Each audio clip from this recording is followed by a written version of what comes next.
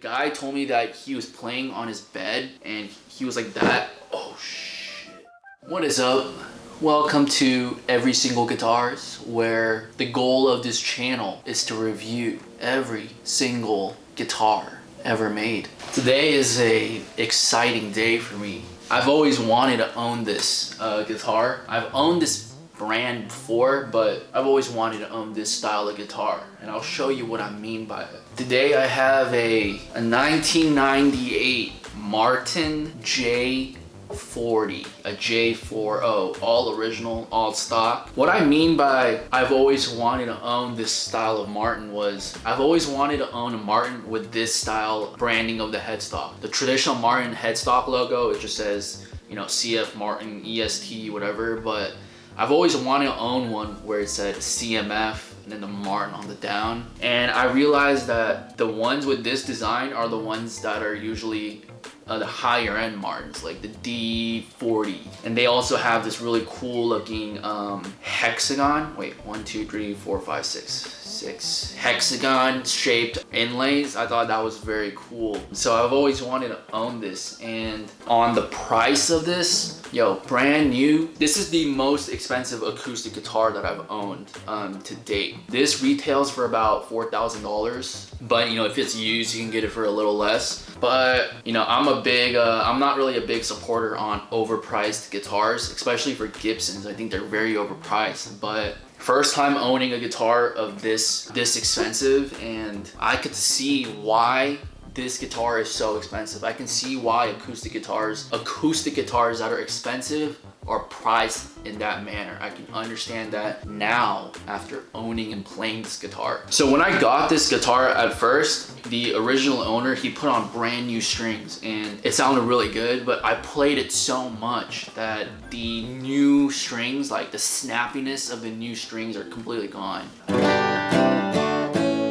That's how much I really enjoyed playing this guitar. When it comes to acoustics, I prefer OM stylish guitars, you know, with the OM body style. This does look like an OM instead of a Dreadnought, but it's J series, so it's a jumbo, a little bit bigger and thicker on the sides. The guitar has a Sitka spruce top, I believe, with a Indian rosewood back and sides. And to be honest, I don't have too much experience with acoustics, so I can't really say, you know, what an Indian rosewood sounds like, or a Sitka sounds like, or a maple. I know maple's a little bit brighter, but for this guitar specifically, this guitar sounds pretty fucking damn good. I think this is the best acoustic guitar I've ever played, that I've owned. Maybe it's because it's the most expensive, but normally from experience, just because something is expensive doesn't mean it's good. That's what I've been realizing. You know, sometimes I've played $3,500 Gibsons, you know, like a Gibson ES335. They didn't sound that good for $3,500. I expected a lot better, but for this guitar, it does not disappoint at all. I was able to get this guitar for a good deal, mainly because of the scratch right here. It's not a scratch, it's like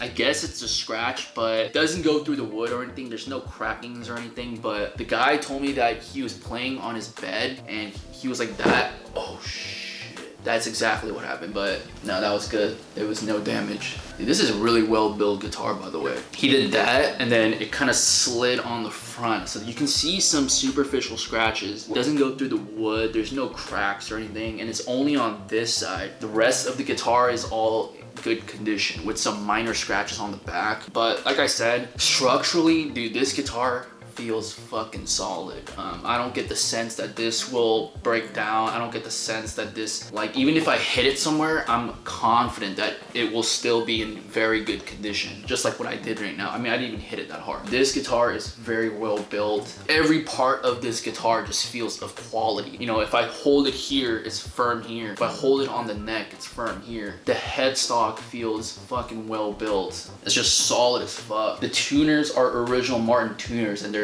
like solid, dude. Everything is just feels of quality, even the bridge pins. And you know, I feel like it should be like this. If you're paying $4,000, dude, like if you're paying that much money, like there should be no flaws on this guitar. And from what I can tell, there is no flaws that I can see. Another unique thing that I noticed about this particular Martin is that inside the sound hole, it actually tells you which gauge strings to use. I've never seen that on a guitar. It's actually imprinted in the wood. It says use medium gauge or lighter strings only. Like I said, I've never heard that ever written on a guitar. Maybe since this guitar is so expensive, like they're telling you like, yo, don't mess with this. You know, just use the proper strings, use the strings that this guitar was intended to play with. Another thing that I really like about Martin guitars is just the headstock design. It's so simple. It's just literally a straight line. There's no like Gibson style like open book headstock design. It's just literally a flat design, the most basic design that you can design. I feel like since this guitar company is so old, I think it's like 1833, they trademarked it immediately. They're like, all right, this is the most simple but best design. No one else can use it. In terms of that respect, they won, because even though it's so simple, to me, this is the best headstock design ever for acoustic guitar. There are some companies that do copy it. I think like Bourgeoisie. I have never heard of that company until recently, but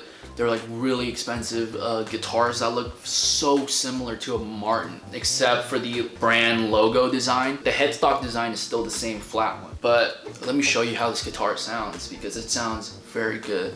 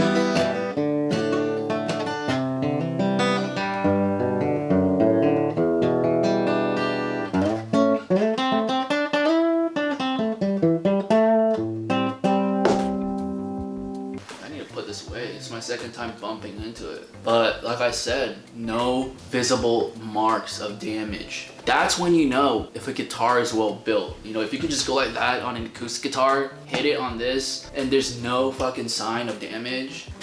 For me, even though I take very good care of my guitars instead of, you know, hitting it right now, I'm like kind of a person who plays it, you know, normally. Like some people are like, they're like really OCD about their guitar, so like, you know, when they play, they put like a cloth here, and like, that's just not my style. Like for whatever I buy, you know, whether it's shoes or guitars or, you know, watches, I just wear it like I would just do it normally. You know, if it gets hit, it gets hit. You know, that doesn't really, it's not really a big concern to me. For this guitar, you know, even though it's a $4,000 guitar and, you know, it's very well built and expensive, I don't really care. Like, I just play it, need to play, you know.